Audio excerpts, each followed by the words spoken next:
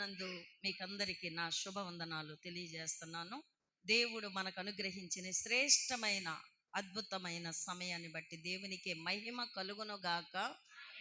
దేవుడు మనలను ప్రేమించి ఆదరించి ఆరోగ్యం ఇచ్చి ఆయుష్కాలం పొడిగిస్తూ ఈ 2025వ సంవత్సరం ఈ ఫిబ్రవరి నెల మొదటి పునరుద్ధాన ఆరాధనలో మనలను ప్రవేశపెట్టారు. దేవుడు మనకిచ్చిన కాలము, సమయాలు, దినాలను జ్ఞాపకం చేసుకొని దేవుని కొరకు మనం ఎంత సమయం వాడుతున్నాం, ప్రభువు కొరకు మనం ఎంత సమయాన్ని హెచ్చిస్తున్నాం, ఆయన కొరకు మనం బ్రతికేది అని చెప్పుకునే మనము ఆయనకిచ్చే సమయము ఎంత అనేది మన హృదయంలో పెట్టుకుని జాగ్రత్తగా ప్రభువును ఆరాధించి ఆయన వాక్యం విని వాక్య ప్రకారముగా జీవించే పరిశుద్ధాత్మ శక్తిని దేవుణ్ణి మనం ఇమ్మని వేడుకుందాం. మీరు వాక్యం వింటూనే ప్రార్థనతో గడపండి. మనస్సులో ప్రార్థన చేయండి, కళ్ళు మూసుకొని కాదు, మనస్సులో ప్రార్థన చేయండి. అలాగ చేసిన వారికి మాత్రమే వాక్యం జ్ఞాపకంగా ఉంటుంది. లేకపోతే ఎక్కడ విన్నది అక్కడే మర్చిపోతాం. పోయిన వారం వాక్యం ఏంటంటే చెప్పగలమా? ఎందుకంటే మీరు ప్రార్థనతో లేరేమో, అందుకే వాక్యం మనలో లేదు. ఎవరికైనా జ్ఞాపకం ఉందా ఆరాధనలో వాక్యం? ఎవరికైనా ఉందండి? తిరగెత్తే రాదు, మనసులో ఉంటే వస్తుంది. మనసులో ఉంటే వాక్యాన్ని మళ్ళీ మళ్ళీ జ్ఞాపకం చేసుకోగలం. దేవుని వాక్యం అనుదినము ధ్యానించడం మనకు మంచిది అని నేర్చుకున్నాం. దివారాత్రము ధ్యానించడం మనకు మంచిది. ఎందుకంటే కష్టాలు వచ్చినప్పుడు, బాధలు వచ్చినప్పుడు, ఇరుకులు వచ్చినప్పుడు, ఇబ్బందులు వచ్చినప్పుడు, సమస్యలు వచ్చినప్పుడు ఈ వాక్యం మనకు ఎంతో అవసరం. దాచబడిన ధనము కంటే గొప్పది, వెండి బంగారము కంటే గొప్పది వాక్యం మన హృదయంలో పెట్టుకోవడం మనకు చాలా మంచిది. మొదటి రాజులు గ్రంథము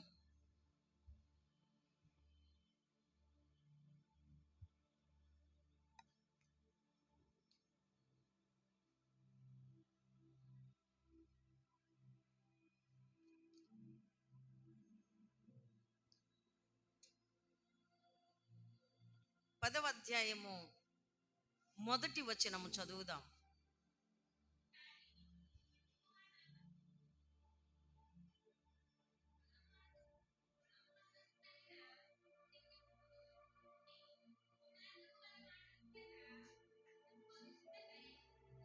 చాలు.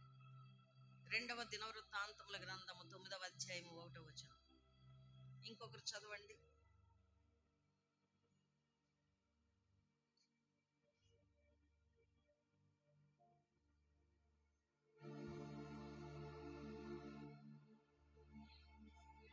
షేబా దేశపు రాణి సొలొమోనునకు కలిగిన జ్ఞానమును, అతడు కట్టించిన నగరమును, అతని బల్ల మీద భోజన పదార్థములను, అతని సేవకులు కూర్చుండుటను, అతని ఉపచారులు కనిపెట్టుటను, వారి వస్త్రములను, అతనికి గిన్నె ద్రాక్షారసపు గిన్నెను అందించు వారిని, వారి వస్త్రములను, యెహోవా మందిరమందు అతడు అర్పించు దహన బలులను చూచినప్పుడు ఆమె ఆశ్చర్యపడి. చాలు. ఈ 2 మాటలు ఒకరి గురించే వ్రాయబడి ఉన్నాయి 2 చోట్ల కూడా. షేబా దేశపు రాణి అనగా దక్షిణ దేశపు రాణి అంటారు. రెండవది ఇటలీ దేశం. అపోస్తుల కార్యం 10వ అధ్యాయములో ఇటలీ పటాలమనబడిన పటాలములో కొర్నేలి అను ఒక భక్తిపరుడు ఒకడు ఉండేను అని ఉంటుంది. అలాగే ఎలిజబెత్ రాణి ఇంగ్లాండ్ దేశపు రాణి. ఈనాటికి ఆమె పరిపాలన చేసే ప్రాంతము కూడా అదే. ఇక్కడ షేబా దేశము, ఆ రాణి, ఇప్పుడు పేరుగొన్న రాణి ఎవరంటే ఎలిజబెత్ రాణి. బాగా వినండి. ఫరో అనే మాట ఐగుప్తు దేశములో ఏ రాజు వచ్చినా ఆయనకి ఫరో అనే పేరులో వస్తారు. హేరోదు అనే మాట యేసు ప్రభు వారు జన్మించిన సమయములో అక్కడ పరిపాలన చేస్తున్న రాజులను హేరోదు అంటారు.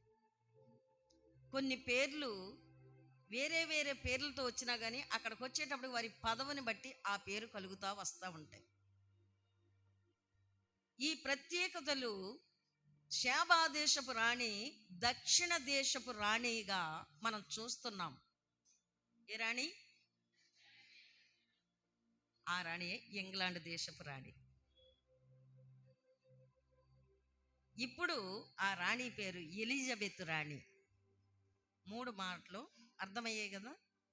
ఇక్కడ సొలొమోను అనగా గత వారం మనం దావీదు గురించి నేర్చుకున్నాం. నా ఇల్లు ఏపాటిది. ఎవరైనా చెప్తారేమో చూశాను.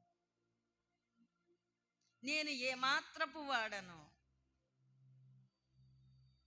అని ఆయన మనస్సులో ఉన్న ఆ కృతజ్ఞత దేవునికి విన్నవించుకున్న సంగతులు మనం పోయిన ఆదివారం నేర్చుకున్నాం. నా ఇల్లు అనే మాట ఏపాటిది, నా బ్రతుకు ఏపాటిది, నా జీవితం ఏపాటిది, నా కుటుంబం ఏపాటిది అనే ఆలోచనలో ఉన్న భక్తుడు దావీదు మహారాజు. 120 సంస్థానాల మీద అధిపతిగా, అధికారిగా ఉన్నాడు. అయినా కానీ ఆయనలో ఉన్న తగ్గింపు ఇంతంతా కాదు, చాలా ఎక్కువ తగ్గింపుతో ఉన్నాడు. దేవునిలో నీ హెచ్చింపు, నీ తగ్గింపు ఎలాగున్నాయో నిన్ను రక్షించిన నీ తండ్రికి తెలుసు. నేను ఒక దినాన ప్రార్థన చేస్తుంటే దేవుడు నాకు ఒక అనుభవాన్ని ఇచ్చాడు. అది మీకు చెప్తాను. స్కానింగ్ చేసినప్పుడు గర్భవతులుగా ఉన్న వారికి గర్భంలో ఉన్న శిశువును చూపిస్తారు. చూసారా ఎవరైనా?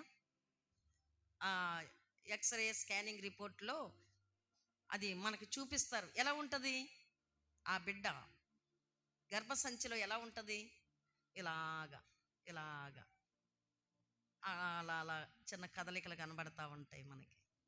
దేవుని బిడ్డలమైన మనము ఆయనను నమ్ముకున్న తర్వాత మనం అంత చిన్నవారిగా, అంటే వయసు చిన్నదని కాదు, మనుషులు చిన్నోళ్ళమని కాదు, మన మనస్సు, మన బుద్ధి అంతగా ఆయన దగ్గర పెనవేసుకుని ఉండిపోవాలనే ఆ ఆలోచన దేవుడు నాకు ఇచ్చాడు. ఒక గర్భసంచిలో ఉన్న శిశువు, ఆ పసికందు 6 నెలల్లో, 7 నెలల్లో, 3 నెలల్లో, 5 నెలల్లో, 3 నెలల నుంచి కన్సీవ్ అని మొదలవుతా ఉన్న ఆ గర్భఫలము, ఆ గర్భసంచిలో తల్లి తీసుకునే ఆహారాన్ని బట్టి ఎలాగైతే ఆ ఉనికి లేక ఎదుగుదల, ఆ జీవం మనం చూడగలమో, పరమ తండ్రి చేతిలో ఉన్న మనము ఆయన ఆశయాలు నెరవేర్చడానికి, ఆయన చిత్తమును నెరవేర్చడానికి మనం అలా ఒదిగిపోవాలి. తల్లి గర్భములో ఆ శిశువు ఒదిగిపోయినట్లు దేవుని సన్నిధానములో మనం ఒదిగిపోవాలి. ఈ మాట నాకు అర్థమైందన్నవారు చేయొద్దండి. అర్థం అవ్వదు కొంతమందికి, అక్కడక్కడే చూసుకుంటున్నారు. అర్థం చేసుకున్న వారికి అర్థమవుతుంది, అర్థం చేసుకొని వారికి మాటలు అర్థం కావు. హల్లెలూయా, దేవునికి స్తోత్రం. ఈ షేబా దేశపు రాణి దావీదు మహారాజు కుమారుడైన సొలొమోనును గూర్చి విన్నదట. ఆ సొలొమోను ఎంతటి వాడు, ఎలాంటి వాడు అంటే, దేవుడు అడిగాడంట నీకేం కావాలి అని. ఈరోజు నీకేం కావాలి అంటే నువ్వేం చెప్తావు? ఏమడుగుతావు? దేవుడు నిన్నే స్వయంగా అడుగుతున్నాడు, అమ్మా నీకేం కావాలి? బాబు నీకేం కావాలని దేవుడు అడిగితే నీవు ఆయనను కోరుకునేది ఏంటి? ఇలా వినాలి. కోరుకునేది ఏంటి? ఏం కోరుకుంటావు? అప్పులున్నాయి, అవి తీరాలంటావా? ఇల్లు లేదు, కట్టుకోవాలంటావా? పిల్లలు ఎదుగున్నారు, పెళ్లి చేయాలంటావా? ఏమంటావు? ఏమడిగాడు సొలొమోను? ఏమడిగాడు చెప్పండి? సొలొమోను ఏమడిగాడు? నువ్వు ఒకవేళ నాకు ధనం ఇస్తే ఆ ధనములో నేను ఏమైపోతాను? విర్రవీగి యెహోవా ఎవడు అంటానేమో. అంటే దేవుణ్ణి మర్చిపోయే వాళ్ళు లేరా? దేవుడు వారిని ప్రేమించి వారికి ఆస్తిపాస్తులు ఇస్తే దేవుణ్ణి మర్చిపోయి, చర్చ్ మర్చిపోయి, ప్రార్థన మర్చిపోయి, రక్షణ మర్చిపోయి, సేవకుల్ని సంఘాన్ని విడిచిపెట్టిన వారు లేరా? ఎందరో ఉన్నారు. అందులో మనం ఒకలం అవుతాం.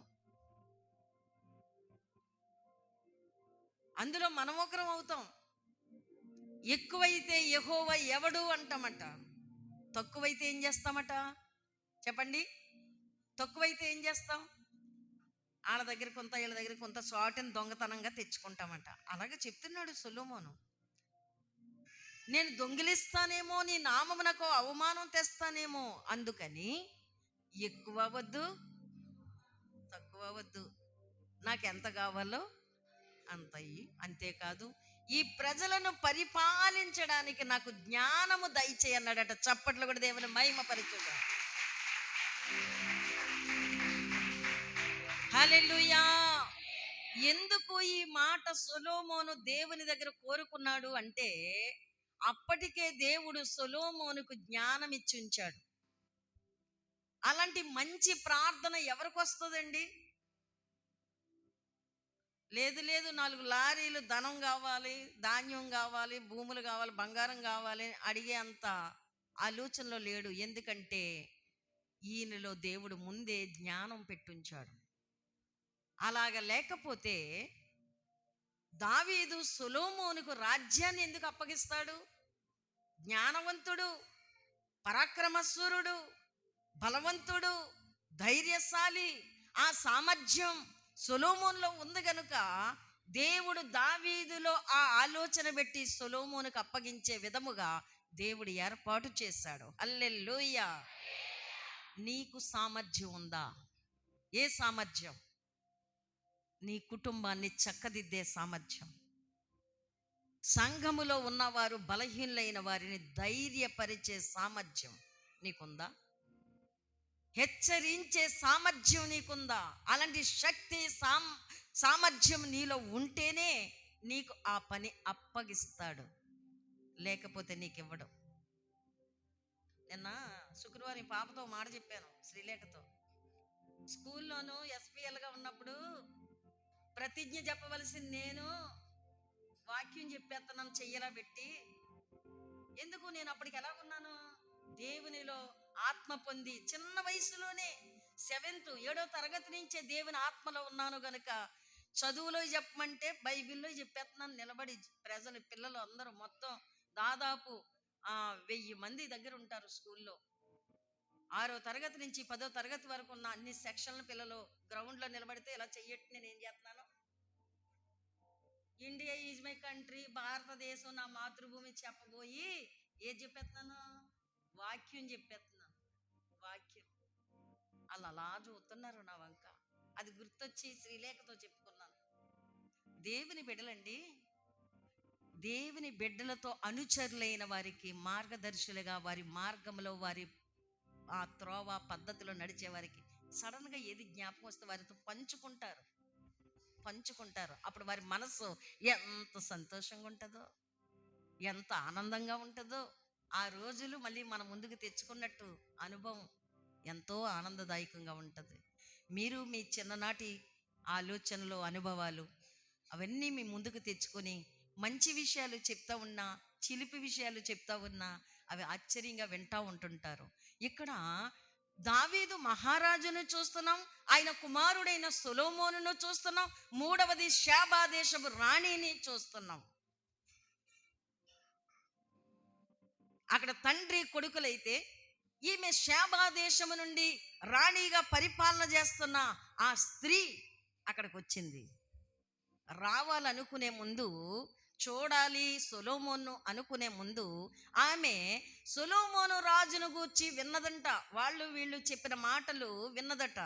ఎలా విన్నదంటే మంచి విషయాలుగా, ఆశ్చర్యపరిచే విషయాలుగా, ఆశ్చర్యకరముగా ఉన్నాయి. అందుచేత ఆమెకు అనిపించిందంట, ఆ రాజును నేను చూడాలి. మంచి విషయాలు చెప్పినప్పుడు ఇప్పుడు మీరున్నారండి, బయటికి వెళ్తారు. మా మందిరం, మా సంఘం, మా సేవకులని మీరు మాట్లాడుతుంటారు. ఒకసారి చూడాలి అని వాళ్ళకు ఉంటుందా ఉండదా?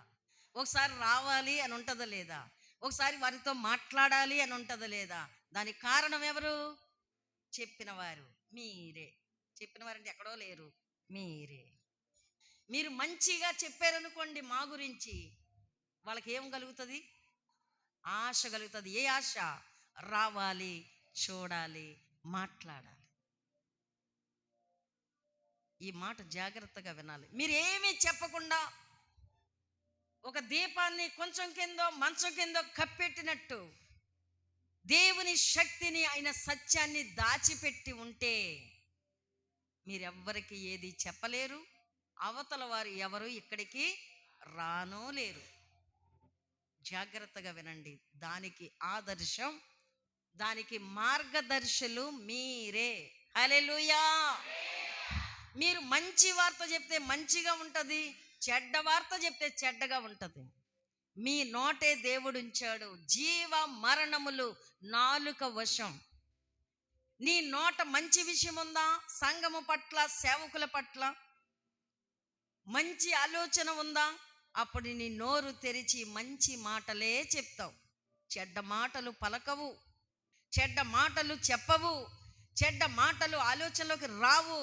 ఆ విధముగా సొలొమోను రాజు గురుండి షేబా దేశములో ఉన్న రాణికి చెప్పిన కబురులు, మాటలు ఎలాగున్నాయంటే, సొలొమోను రాజు దగ్గరికి వెళ్ళాలి, ఆ దేశానికి వెళ్ళాలి, నేను రాజును చూడాలి, ఆ రాజుతో మాట్లాడాలి, ఆ రాజు దగ్గర ఉన్న పనివారిని చూడాలి, వాళ్ళు చేసే పరిచర్య చూడాలి అని ఆశ పుట్టింది.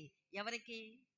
షేబా. చెప్పండి, షేబా దేశపు రాణికి. హల్లెలూయా. ఎంత అద్భుతమైన వర్తమానమో చూడండి.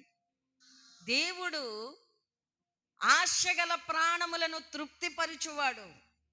నీ ఉద్దేశములు, నీ తలంపులు ఎరిగినవాడు. నీ మీద దృష్టి ఉంచి నీకు ఆలోచన చెప్పే దేవుడు. నువ్వు మంచి మాటల కొరకు ఆశ కలిగి ఎదురు చూడు, మంచి విషయాలే నీ చెవికి వినబడతాయి. దేని మీద నాకేమీ లేదు అనుకుంటే నీకు ఏది అర్థము కాదు, ఏమీ తెలియదు, తెలివితేటలు పొందనో లేవు. ఇక్కడ నాకెందుకు అని అనుకోలేదు ఈ రాణి. ఆ సొలొమోను మహారాజుని చూడాలి. కష్టమైన ప్రయాణం, ఇబ్బంది అయినా, ఏదైనా సరే నేను తప్పనిసరిగా వెళతాను అనుకుంది. ప్రయాణం గట్టి బయలుదేరింది. ఇక్కడ చూడండి, మొదటి రాజులు గ్రంథములో ఉన్న వాక్యం 10వ అధ్యాయములో మొదటి వచనములో చదువుదాము. షేబా దేశపు రాణి యెహోవా నామమును గూర్చియు, మొట్టమొదట సొలొమోను రాజు నమ్మిన దేవునిని గూర్చి, యెహోవా నామమును గూర్చి విన్నదట. మొట్టమొదటి మాట, నీవు నమ్మిన దేవుని గూర్చి వినేలాగా ఉండాలి, కానీ నీ గొప్ప ముందు పెట్టకూడదు, నీ పేరు పలుకుబడి ముందు పెట్టకూడదు, నీ పరువు మర్యాద ముందు పెట్టకూడదు. దేవుని నామమును పైన పెట్టాలి. హల్లెలూయా. షేబా దేశపు రాణి యెహోవా నామమును గూర్చియు, మొట్టమొదటి మాట. అంటలేం చేసుకోండి. వచ్చే వారం అడిగితే మౌనంగా ఉంటారు, ఏమీ ఉండవు మీకు. ఇంటికి వెళ్ళాక ఈ వాక్యాన్ని ధ్యానం చేయరు. చదివిన వారైనా వినేవారైనా అందరికి అవసరమే. యెహోవా నామమును గూర్చియు, సొలొమోనునకు కలిగిన కీర్తిని గూర్చియు విన్నది. మొట్టమొదట వినేటప్పుడు గర్వంగా వినకూడదు, లెక్కలేనట్టు నిర్లక్ష్యంగా వినకూడదు. భయముతో వినాలి, భక్తితో వినాలి, శ్రద్ధగా వినాలి. హల్లెలూయా. నువ్వెలా వింటున్నావు? సగం అటు సగం ఇటు మనసు పెడితే వినలేవు. సొలొమోనునకు కలిగిన కీర్తి. కీర్తి అంటే ఏంటి చెప్పండి మీకు తెలిస్తే? కీర్తి గొప్పతనం. గొప్పతనం. రెండవది, గూఢార్థము గల మాటల చేత అతనిని శోధించుటకై వచ్చెను. ఈ మాట కొంచెం ఎలా ఉందంటే, ఎవరైనా మనకు తెలుసు ఏమనంటే, హెచ్చులో ఉంటే వాళ్ళ హెచ్చుని పడగొట్టడానికి ఇంకొకరు రెడీగా ఉంటారు. ఎవరైనా కొంచెం హోదాలో ఉంటే, గౌరవార్థంగా బ్రతుకుతుంటే వాళ్ళ గౌరవాన్ని పాడు చేయడానికి సిద్ధంగా ఉంటారు. అలాగా ఈమె ఉద్దేశములతో వచ్చింది. రాణి గారికి ఇంకో రాజుగారిని చూస్తే ఏమొచ్చింది చెప్పండి అమ్మా? ఏమొచ్చింది? అదే అందం, అదే అందం. ఏమొచ్చింది? అసూయ. ఏమొచ్చింది? ఎవరికైనా మీలో ఎవరి మీదైనా అలాంటిది ఉందా? అలాంటిది ఉందా? అలాంటిది ఉంటే మనం బాగుపడలేము, మనం ఎదగలేము. ఈ శబాదేశపు రాణి గూఢార్థము గల మాటల చేత శోధించడానికి బయలుదేరిందట. అలా బయలుదేరి ప్రయాణము చేసి సొలొమోను రాజు దగ్గరికి రావడానికి సిద్ధమైంది. ఆ సమయంలో ఏం జరిగింది? 2వ వచనం చదువుదాం. ఆమె గొప్ప పరివారము అంటే జనమును పట్టుకుని వస్తుందంటే ఒంటరిగా రావట్లేదు. రాణిగారు కదా, రాణిగారికి మరి రాజ్యంలో జనం తక్కువ ఉంటారా? పరివారము అంటే యుద్ధము చేసే శూరులు, పరాక్రమశాలులు, యుద్ధ వీరుల్ని పట్టుకొని పరివారముతో బయలుదేరింది. గొప్ప పరివారముతో గంధవర్గమును. చూడండి ఆ ప్రయాణములో ఏమేమి పట్టుకుందో. గంధవర్గములను, విస్తారమైన, ఇంకెంత అంత అని లెక్కలేదు, ఎంతో బంగారమును, రత్నములను ఒంటెల మీద ఎక్కించుకొని యెరూషలేములో ఉన్న సొలొమోను మహారాజు దగ్గరికి వచ్చెను. హల్లెలూయా. ఆమె రాణి. ఆమెకి బంగారం లోట, లేకపోతే గంధవర్గములు లోట, రత్నములు లోట. రాణి గారికి రాజు గారికి ఏమీ తక్కువ ఉండవు, ఎంతో సమృద్ధి ఉంటుంది. ఆ రాజుగా రాణిగా వారు పదవిలో ఉన్నంత కాలము వారి చేతిలో ఎంతో ధనాగారం ఉంటుంది. అందులో విస్తారమైన బంగారం. ఏం చెప్పండి? దానికి ముందు ఒకటి ఉంది, గంధవర్గము, గంధపు చెక్కలు, మానులు. దానికి తగిన సుగంధం దానిలో నుండే తయారు చేస్తారు గనుక ఆ గంధవర్గము అది పట్టుకుని, మూడవది రత్నములు. రత్నములు. ఈ రత్నములు పరలోక రాజ్యము గురించి కూడా కనబడుతుంది మనకు. నవ అనగా 9. ఏం చెప్పండి? రత్నములలో నవరత్నము అంటారు, 9 రత్నాలు. ఈ రత్నములలో నీలము, పుష్యరాగము, సూర్యకాంతము అనే రాళ్ళు మనం చూడగలం. అది ప్రకటన గ్రంథములో ఉంటుంది. ఈ రత్నములు, బంగారము, గంధవర్గము ఒంటెల మీద ఎక్కించుకొని బయలుదేరి ఎక్కడికి వచ్చిందట? యెరూషలేములో పరిపాలన చేస్తున్న సొలొమోను మహారాజు దగ్గరికి వచ్చారండి. గొప్ప పరివారముతో బయలుదేరి వచ్చింది. మరి అపాయింట్మెంట్ పర్మిషన్ తీసుకుందా లేదో మనకైతే తెలియదు, కానీ తీసుకునే ఉండొచ్చు.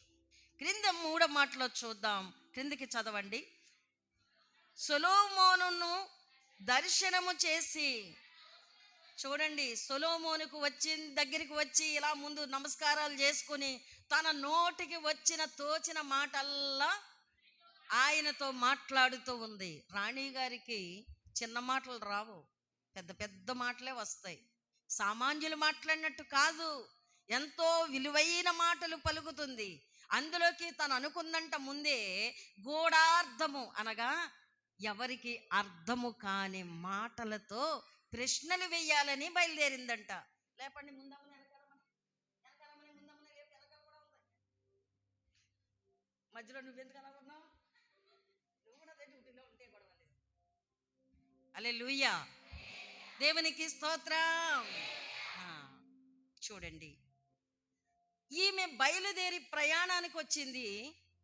ఆమె దగ్గర ఉన్న గొప్పతనాన్ని, ఆమెకున్న ఆస్తులను, ధనాన్ని, వాళ్ళ దేశములో ఉండే షేబా బంగారం అండి, ఏ దేశములోనూ మంచిది కాదు, ఆ దేశములోనే మంచిది. మనం కూడా అంటాం కదా, ఏమని? ఎక్కడిది? కొయిటా బంగారం. చెప్పండి, ఎంత మంచిదో అమ్ముతున్నారంటల్లా. కొందామా? కొందామా? అక్కడి నుంచి బంగారం పట్టురా అమ్మా, అత్తయ్య అక్కడి నుంచి పట్టురా, అక్క అక్కడి నుంచి పట్టురా అని మన వాళ్ళు ఇండియాలో ఉండి వాళ్ళకి ఫోన్ చేసి చెప్తా ఉంటారు. వాళ్ళు ఏం చేస్తున్నారు తెలుసా? గుండె జీల్చేసుకొని గుండెలో పెట్టేసుకుంటున్నారు, కాలు జీల్చేసుకొని కాలులో పెట్టేసుకుంటున్నారు, బుగ్గ జీల్చేసుకొని బుగ్గలో పెట్టేసుకుంటున్నారు, ఎక్కడో ఈ వెనకాల భాగం జీల్చేసుకొని అక్కడ పెట్టుకుంటున్నారు. ఎయిర్పోర్ట్కి వచ్చాక స్కానింగ్లో ఏం చేస్తున్నాయి? ఎన్ని బయటకు వచ్చేస్తున్నాయి. ఏంటి, ఆపరేషన్ చేయించుకొని అందులో పెట్టేసుకుని తెచ్చేస్తారు. ఆపరేషన్. బంగారం, బంగారం, ఆ బంగారం అంత నికరమైనది. అదే ఈ బంగారం. షేబా బంగారము చాలా విలువైనది. ఈ బంగారానికి ఉన్న విలువ ప్రపంచంలో ఎక్కడ ఏ దేశానికి లేదు. అంత గొప్పదైన బంగారం. ఈ బంగారముతోనూ, గంధవర్గముతోనూ, రత్నములతోనూ ఒంటెల మీద ఎక్కించుకుని గొప్ప పరివారమును తీసుకొని గూఢార్థములు గల మాటలతో ప్రశ్నలు వేద్దాం, సొలొమోను రాజు ఏమీ చెప్పలేడు, తలదించుకుంటాడు అనుకుని బయలుదేరి వచ్చింది. వింటున్నారా? జాగ్రత్తగా అర్థం చేసుకోండి. ఆమెకున్న అతిశయము, గర్వము ఏంటంటే, సొలొమోను రాజుని నేను ఓడిస్తాను, నేను జయం పొందుతాను అనే తలంపుతో ఉంది. హల్లెలూయా. క్రింద చదువుదాం. ఆమె వేసిన ప్రశ్నలన్నిటికీ సొలొమోను జవాబు చెప్పెను. రాజునకు మరుగైనదేదియు లేనందున ఆమె ప్రశ్న వేసిన వాటికన్నిటికీ దాని అర్థము చెప్పెను. చప్పట్లు కూడా దేవుని మహిమపరచుదాం. హల్లెలూయా, దేవునికి స్తోత్రం. దేవుని ఆత్మతో నిండుకున్న వారికి ప్రశ్న ప్రశ్నగా ఉండదు. ప్రతి వికట ప్రశ్నకు జవాబు చెప్పగలవు ఎప్పుడు? నీలో దేవుని పరిశుద్ధ ఆత్మ ఉన్నప్పుడే. అంతేగాని మామూలుగా దైవ చిత్తములో దేవుని మాటకు నువ్వు జవాబు చెప్పలేవు. ఏవేవో ప్రశ్నలు వేసింది, వాటన్నిటికీ ప్రత్యుత్తరం ఇచ్చాడు. ఇంకా ఈమెకు ఆ అర్థాలు, ఆ భావాలు చెప్తుంటే ఈమె మతి పోతుంది. ఏం చేయాలో అర్థం కావడం లేదు. తరువాత వచనం చదువుదాం. షేబా రాణి సొలొమోను యొక్క జ్ఞానమును, అతడు కట్టించిన మందిరమును, అతని బల్ల మీదనున్న భోజన ద్రవ్యములను, అతని సేవకులు కూర్చుండు పీఠములను, అతని ఉపచారులు కనిపెట్టుటను, వారి వస్త్రములను, అతనికి గిన్నె అందించు వారిని, యెహోవా మందిరమందు అతడు అర్పించు దహన బలులను చూచి విస్మయము అనగా ఆశ్చర్యపడింది. హల్లెలూయా. మీకు ఒక మాట చెప్తాను. దేవుని మందిరానికి వచ్చినప్పుడు మీకు చెప్తాము, మోకరించండి అని చెప్తాం. మీతో ఎవరైనా కొత్త వాళ్ళు వచ్చారనుకోండి, మోకరించమనగానే మీరు మోకరించారనుకోండి, అయ్య బాబోయ్, మోకరించి ప్రార్థన చేయాలి కాబోలు, కళ్ళు మూసుకోవాలి కాబోలు, అటు ఇటు తిరగకూడదంట, అటు ఇటు చూడకూడదంట, ఎంత ఖచ్చితంగా ఉన్నారో అని అన్యజనులు, దేవుని ఎరుగని వారు మీతో వస్తే వారు మిమ్ములను చూసి ఆశ్చర్యపడతారు. హల్లెలూయా. ఎప్పుడు నువ్వు ఒక్కరే, ఎప్పుడు నీ ఒక్కరే, ఎప్పుడు నీ ఒక్కరే. కానీ ఎప్పుడైనా నీతో దేవుని ఎరుగని వారు రావడానికి సిద్ధము చేసావా? అలాంటి ఆశ కానీ, మనస్సు కానీ, తలంపు కానీ నీలో పుట్టిందా? ఎప్పుడూ లేదు. అలా వస్తావు, మారు మనసు వచ్చిందో లేదో నీకే తెలియదు, మాటలు, దేవుని మాటలు పట్టుకున్నావో లేదో నీకే తెలియదు, దేవుని కార్యములు అవలంబించావో లేదో నీకే తెలియదు, ఏమి నేర్చుకున్నావో కూడా నువ్వే మర్చిపోతే నీకే తెలియనప్పుడు ఇక ఎవరో రక్షణ లేని అన్య జనుల కొరకు నీ ఆలోచన ఎలా ఉంది? జాగ్రత్తగా వినండి. సొలొమోను రాజు దేవుని ఆత్మతో నిండుకొనినవాడు, యెరూషలేమును పరిపాలన చేసే మహారాజు. ఆయన జ్ఞానమునకు మితి లేదు. దేవుడే ఈ ప్రజలను ఎలాగా పరిపాలన చేయాలని ప్రార్థన చేసిన సొలొమోను రాజుకి దేవుడు పరిపాలన చేసే జ్ఞానం ఇచ్చాడు. హల్లెలూయా. కొంతమంది పిల్లలకు తల్లిదండ్రులతో ఎలా మాట్లాడాలో తెలియదు. బింకముగాను, బోకరంగాను, ముష్కరముగాను, దుర్మార్గముగాను, వెకిలితనంతో మాట్లాడతారు. నన్ను నవమాసాలు మోసి కన్నది నా తల్లి, అయ్యో నా మాటలు ఎలా ఉన్నాయి, నా పద్ధతులు ఎలా ఉన్నాయి, నేను నా తల్లిదండ్రులను గౌరవిస్తున్నానా, వారికి మంచి పేరు తెస్తున్నానా అనే ఆలోచన ఉండదు. మూర్ఖతగా ఉంటారు. దైవ మార్గము వారికి బోధించిన, దేవుని విషయాలు వారికి తెలిపిన వారి మనస్సున పెట్టరు. ఎందుకంటే వాక్యం ఉంది, ముష్కరులు. ఎవరు? హల్లెలూయా. దేవుని ప్రజలు, ఆయన బిడ్డలమైన మనం ఏం చేయాలంటే మొదట మనం మారాలి. ఆ ముష్కరులు, మూర్ఖులుగా ఉన్న, మూడులుగా ఉన్న వారితో ఎలాగా మనము పలకరించాలో నేర్చుకోవాలి. అప్పుడు అర్థమవుతుంది, అప్పుడు తెలిసి వస్తుంది. యెరూషలేమును పరిపాలన చేస్తున్న ఈ సొలొమోను మహారాజు, ఆమె ఏ ప్రశ్న వేసినా ప్రతి ప్రశ్నకు చక్కని జవాబు అందిస్తూ ఉంటే, ఏమీ చేయలేని ఆమెగా ఉండిపోతే అక్కడ జరుగుతున్న ప్రారంభం ఎలాగుంది అంటే చూడండి. అతడు కట్టించిన మందిరం మొట్టమొదట ఏం చెప్పండి. ఇప్పుడు పనిలోకి వచ్చాం. చూసిన భాగానికి యెహోవా నామమును గురించి విన్న దానికోసం మాట్లాడుకున్నాం. ఆమె వేసిన ప్రశ్నలకు జవాబు చెప్పడం కొరకు నేర్చుకున్నాం. ఇప్పుడు మూడవది ఏంటంటే సొలొమోను రాజు దేవునికి కట్టిన మందిరము కొరకు వింటున్నాం. ఏం చెప్పండి? ఏ మందిరం? దేవుని మందిరం. సొలొమోను రాజు కట్టించిన దేవుని మందిరమును ఈమె చూసిందట. మరి యెరూషలేమునకు వచ్చినప్పుడు మందిరాన్ని చూడాలి కదా, దర్శించుకోవాలి కదా, ఆయన ముఖ దర్శనం చేసుకోవాలి కదా. ఆయనను దర్శనము చేసుకుంటే, ఆయన మాట వింటే, ఆయన చిత్తానికి లోబడితే ఉంటదండి అసలైన ఆనందం. హల్లెలూయా. పాడదాం. ఆనందం నీలోనే,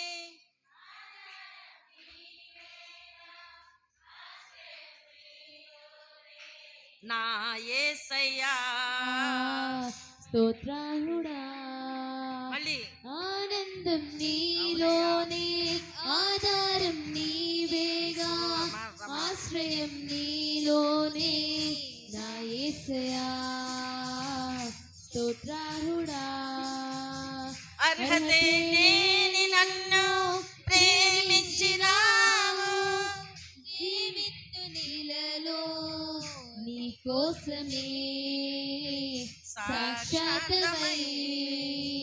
అర్హతే లేని నన్ను ప్రేమించినావు, జీవితు నీలలో నీ కోసమే సాక్షాత్మై.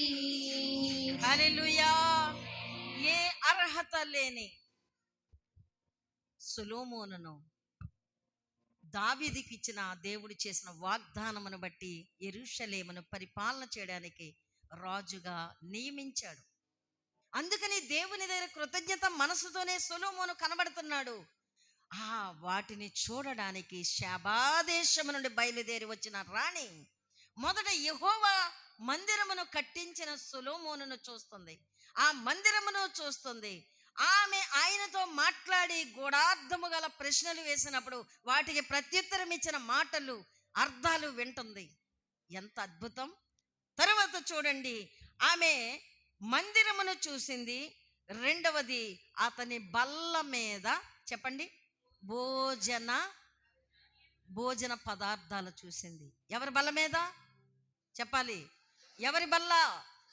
సొలొమోను మహారాజు భోజనం బల్ల, టేబుల్ మీద.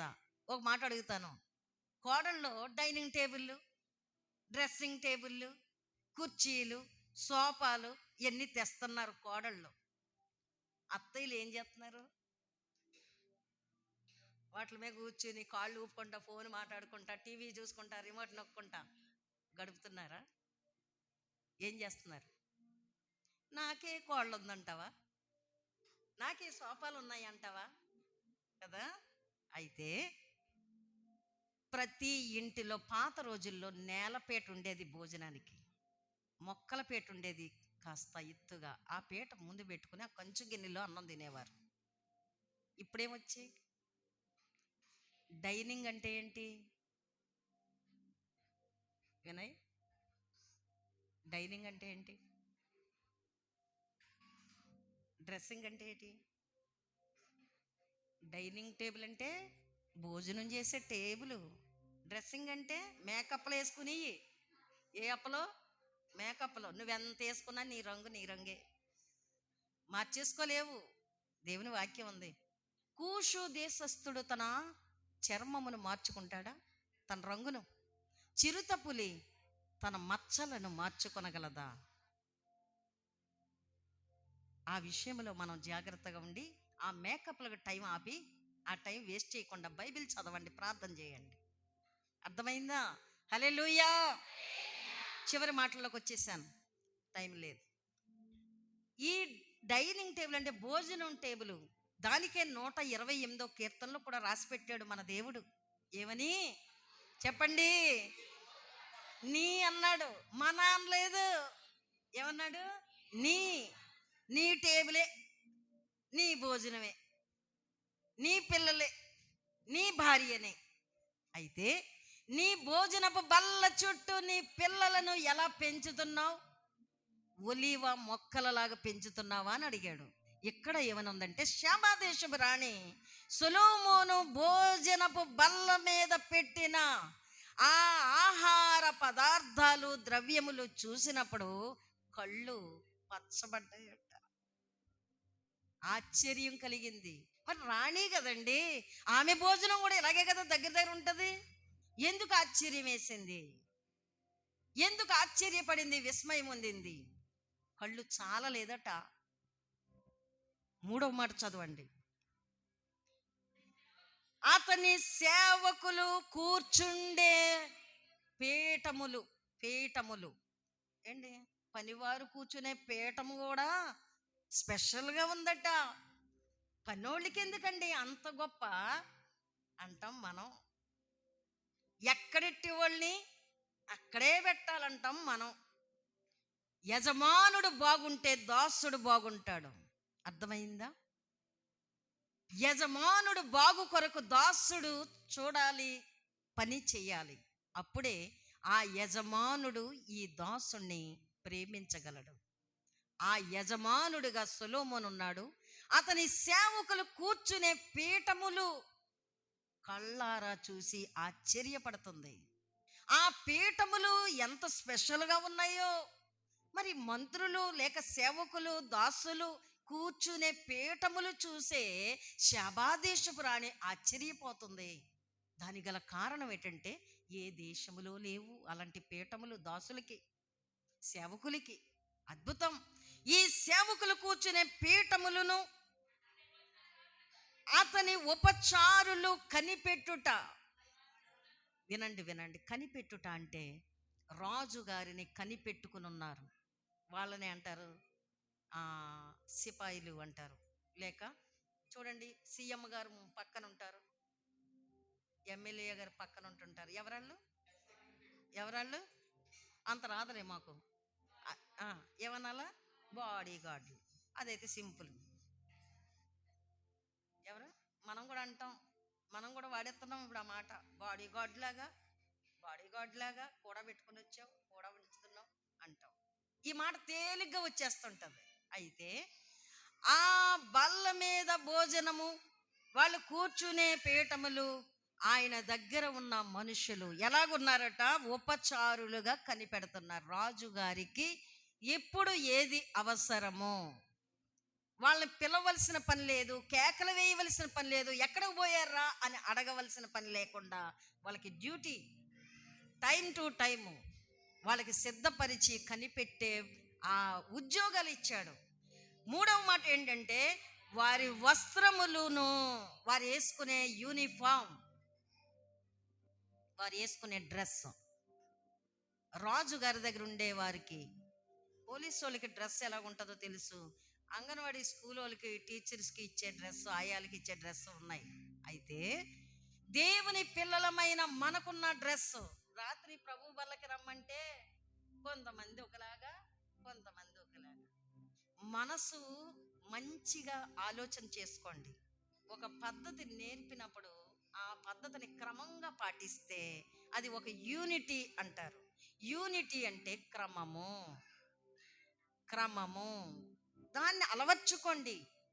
ఎందుకంటే దాదాపు నిన్న ఈ రోజుది కాదు ఈ మాట మనకు చెప్పేది. ఒక ప్రభు బల్ల ఆరాధనకున్న ప్రత్యేకత కొరకు మాట్లాడిన విషయం మీ మనస్సులో ఉంచుకుంటే మీకు ఆశీర్వాదం.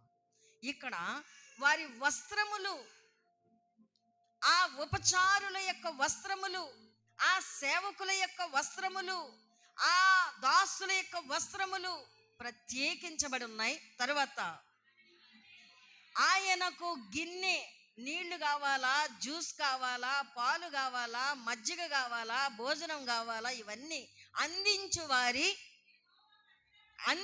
వారిని చూసిందంట.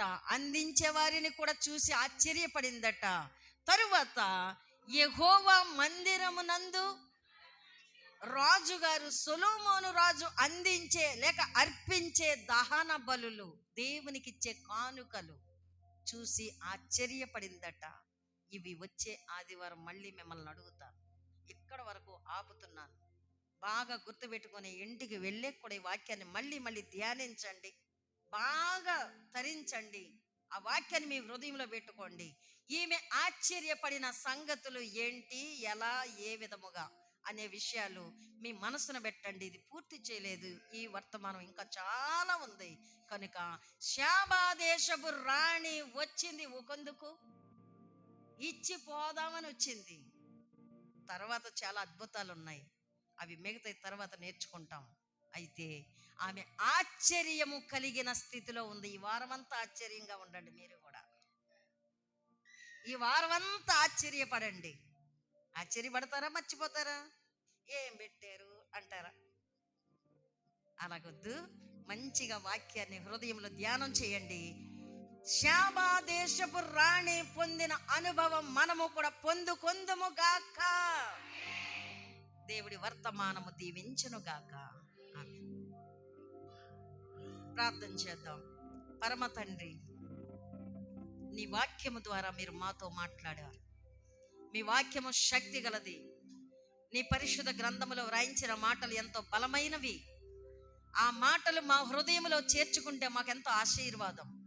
నీ కృప చొప్పున నీ వాక్యం మా హృదయంలో జ్ఞాపకార్థముగా నిలుచును గాక. అట్టి కృపలో బలపరచండి. యేసు నామమున